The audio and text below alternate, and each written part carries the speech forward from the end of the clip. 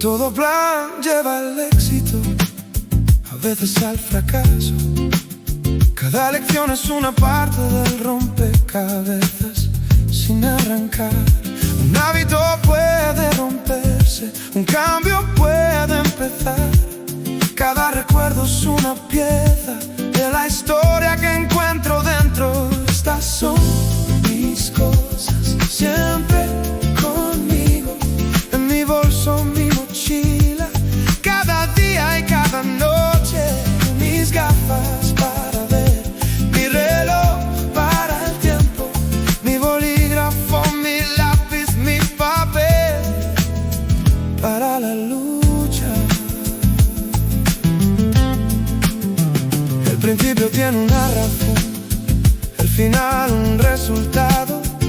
La forma en que vivo, ese es mi secreto, mi camino, la clase de persona que soy. Los pensamientos que pienso son los colores en el lienzo en el que trabajo con palabras. Estas son mis cosas, siempre conmigo, en mi bolso, mi mochila, cada día y cada noche.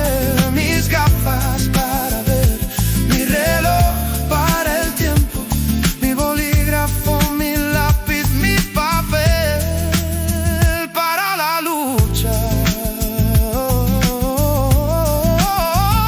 La forma de una nube, el tamaño de un sueño, el olor del café, el sonido de una corriente. La llave abre una puerta, pero también una conversación. Cada número tiene un lugar en la fila de mi memoria. Un tirón. Cojo mi teléfono, mi cable de carga está listo, mi cartera con dinero para la vida aquí y allá, mi libro y mi cuaderno para aprender y para jugar. Estas son las herramientas, sin mucho adorno ni revuelo.